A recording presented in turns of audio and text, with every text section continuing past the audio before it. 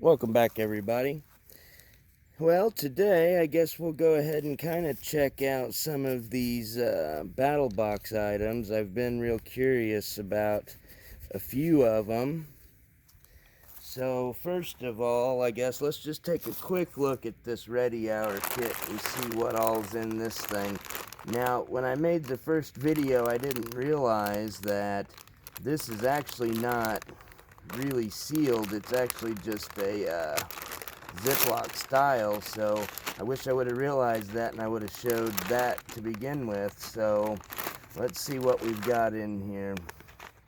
Got a black bean soup, and these things are kind of interesting feeling because they're kind of squishy, like they feel like an MRE, but they've also got freeze-dried stuff in them too. So we'll have to make one of these and try it out. I think what I'll do is probably take one of these and compare it with like a Mountain House, make them both on one video and try them against each other just to see which one's better. So black bean soup, mac and cheese, kind of feels all freeze dried, a little bit of squishy at the bottom, so I don't know, these are kind of a hybrid, I think. Maybe home-style potato soup, same thing. And last one is creamy chicken flavored rice. Now this one,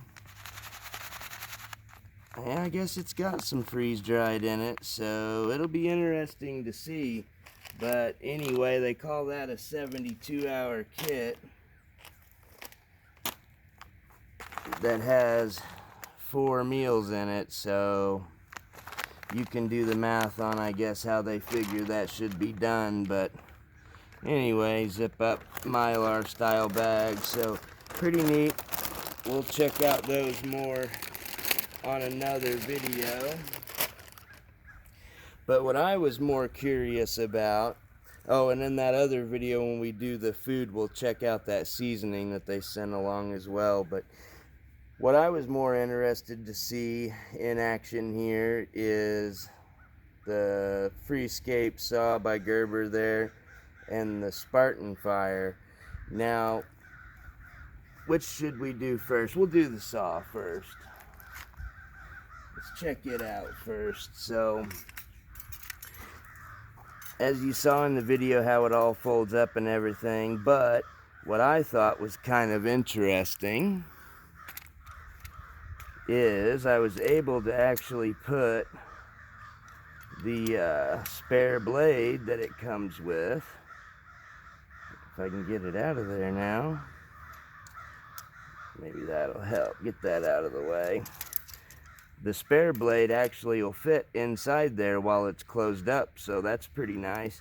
And all it would take to change, is just a multi-tool. I'd say you could be able to change that. So let's put this thing together. Get where's our hook? Oh, there it is. All right, there's our hook. Okay.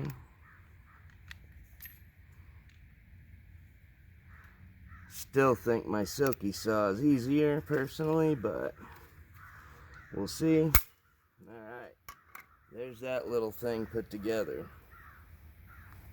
So to give you an idea kind of on log size there, that's probably what, 1.5 to 2 inches, I would say. Let me make sure you guys can see that. Okay, good. 1.5 to 2 inches or so. Obviously this saw is not gonna have an issue cutting with this, but I mean, you could see where the size of the log would come into play. Something like this size, obviously, yeah, you're gonna have no issue with, but like if you were trying to saw up something, say this size, which obviously that's a pretty good size log, but you see where you're gonna run into trouble. Whereas like my Silky Gomboy, you cut right through that, no problem. So or your Laplander, or basically any of those saws. So just something to note. Doesn't make it a bad saw, just kind of know your limitations, kind of thing. So let's go ahead and saw this thing and just see what happens here. Let me make sure one more time you guys can see that real well. Yeah, I think you'll be able to see it just fine. So this is going to be obviously a dry wood, and as we talked in the last video, that's going to be a green blade, so I don't have any green limbs or anything to really cut up with this, but let's try it on this dry log and see what we think here.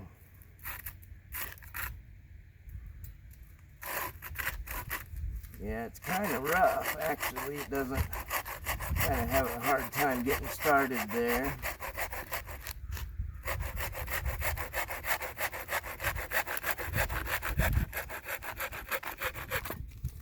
I feel like if I push my pressure down at the tip here, it doesn't want to bind up as much as if you just try to push it through like that, like where the back end will catch. So you kind of have to do your pressure like that, it seems. But I mean, it cut through that pretty good. But this, is that kind of weird wood that I don't know what it is, but it's not super hard. I mean, it's hard, but it's different. I don't know, it's weird. But I've also got a piece of oak here that is also seasoned pretty well. So let's just see how it cuts through this. Really hard to get this thing started. There we go.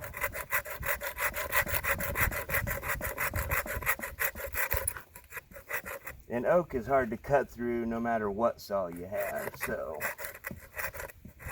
see how much it's wanting to catch and grab.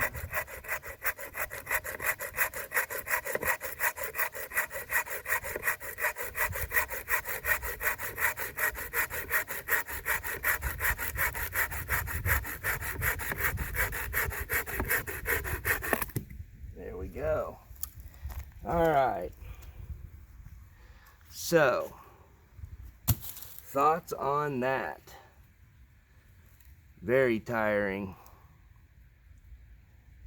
actually. I think a silky would cut much better, but again, that is designed for green wood, and obviously that is not green wood, so I don't know. I mean, I guess it's okay. I mean, it's always good to have another saw option, but of course, with your silky or whatever, good chance that, you could break it if you're not paying attention. That you're probably not really going to break. I mean, unless you're just outright intending on breaking it. So interesting first little test with that. I'll have to test that thing on some other things and see what's what. Maybe I can find a green limb that needs cut down or something to test it out on that. I should have brought the silky out with me, I guess, but oh well. So now let's check out the Spartan fire, which maybe you guys have seen these before. I mean, I know I've seen videos of them, but never actually had it in hand. But see if you can get a good look at that up close. It feels like a cottony material, kind of like what like an older military cravat would be made out of, if you've ever seen any of them, which is basically just like a really thin cotton kind of material is what this feels like. And it's kind of hard, obviously, because it's wax impregnated, but I mean, it's not really,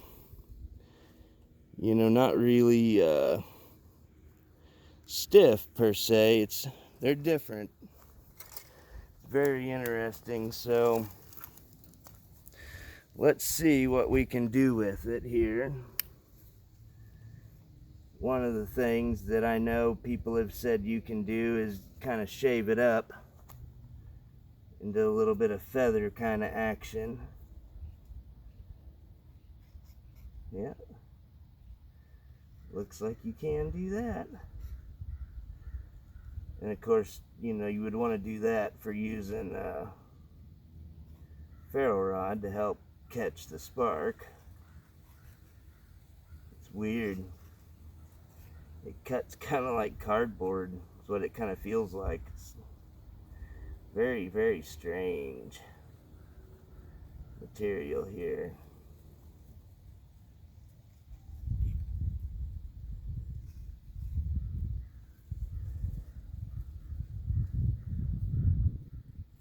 Yeah, see that, and doesn't even want to pull off there. So that's pretty tough. Pretty tough stuff. We'll just light that with a lighter because I just want to see what it is like here.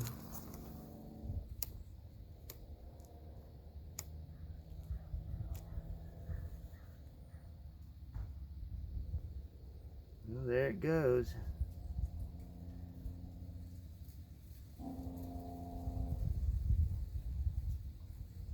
Oh, it was going good. I think the wind may have got it a little bit there.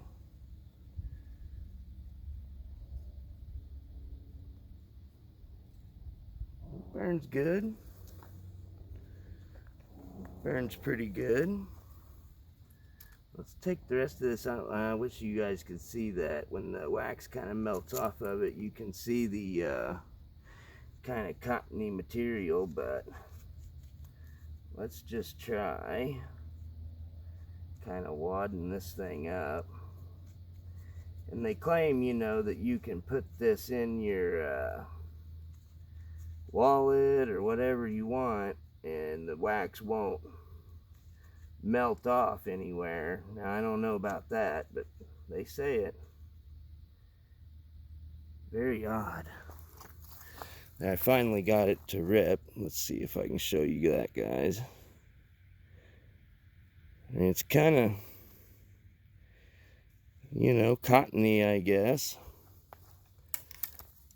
Definitely different. Different kind of material here.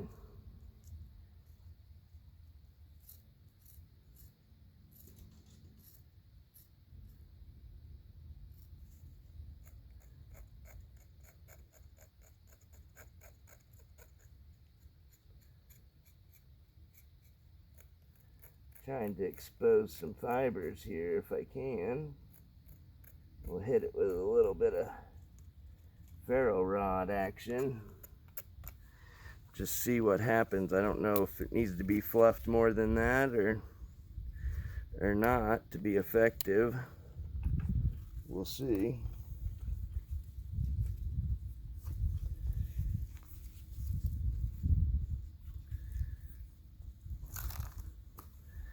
Let's just find out.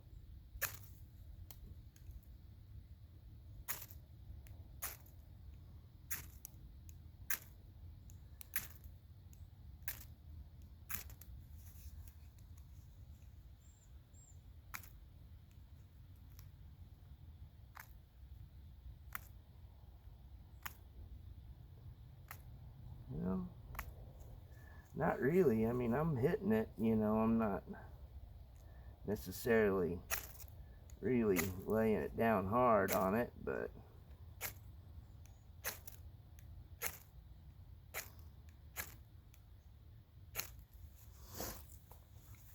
okay, nothing so far.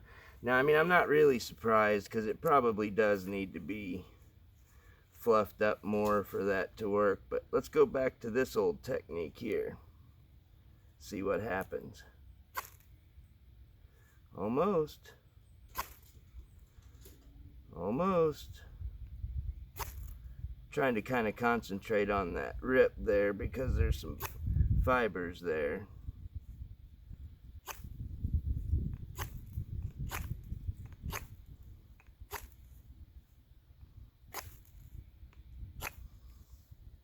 There it went. There it finally went. So, I don't know. I don't know how I feel about it. I mean, yeah, it works. I mean, I guess, you know, as far as the concealability of it, you know, like being able to just throw it right in your wallet, or, you know, being able to easily put it into a kit or something like that and not taking up much space. I mean, it works great for that, but you can see it sure doesn't last very long. And I mean, if you're talking a kit wise, you know what I would have in it.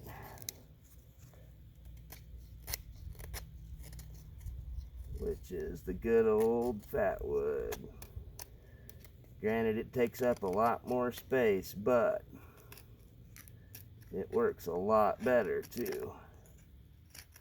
There, we won't get a whole bunch of it, just a little bit there. Because you guys have seen me light fat wood before, so throw that all on there.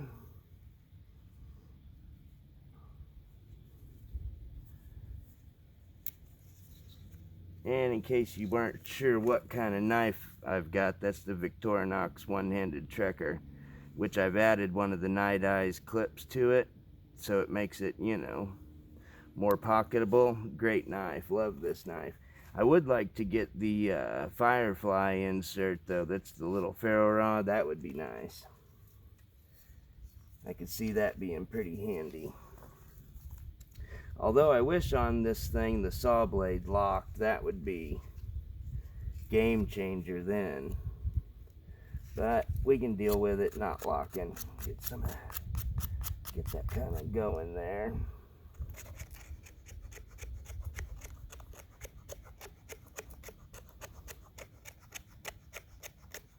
Yeah, we can deal with it not locking.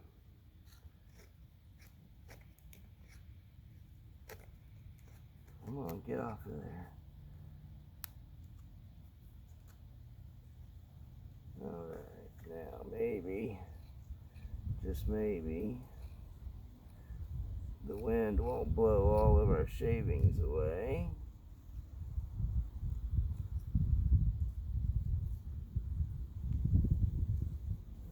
That'll be fine. Try to keep the wind from blowing everything away on us. Get out our little rod here, which is just a standard light my fire army rod. No big deal.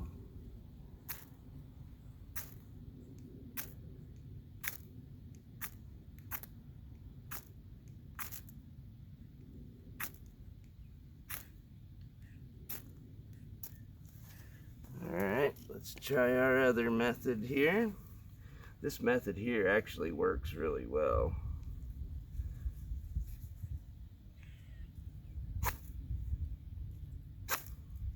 Oh, I seen it flame up, but it went back out. Probably should have got a little bit more shavings, but there you go. Nice and easy like there. No big deal. So, I don't know on those go prepared deals. I mean, you can see here that one didn't even burn all the way up. And that fat wood's still rocking and a rolling. So, I don't know. I mean, I guess they have their place, much like any of the rest of it. You know, everything kind of has a place, but I don't know. I probably just need to mess around with them a little bit more to get the preparation of them down a little bit. You know, process them down just a little bit more maybe would help, just to catch the spark easier. would probably be the best way to go about it. So probably have to go in and do a little bit more testing with that and kind of messing around with it just a little bit. But alright guys, well, there was a look at those two items anyway. So again, on both of them, they're alright. They're options. They work. You know, now, are they the best for their money? Probably not. Probably not. But again, I probably wasn't using them exactly the way they're intended to be used. So I'll have to mess around with them a little bit more.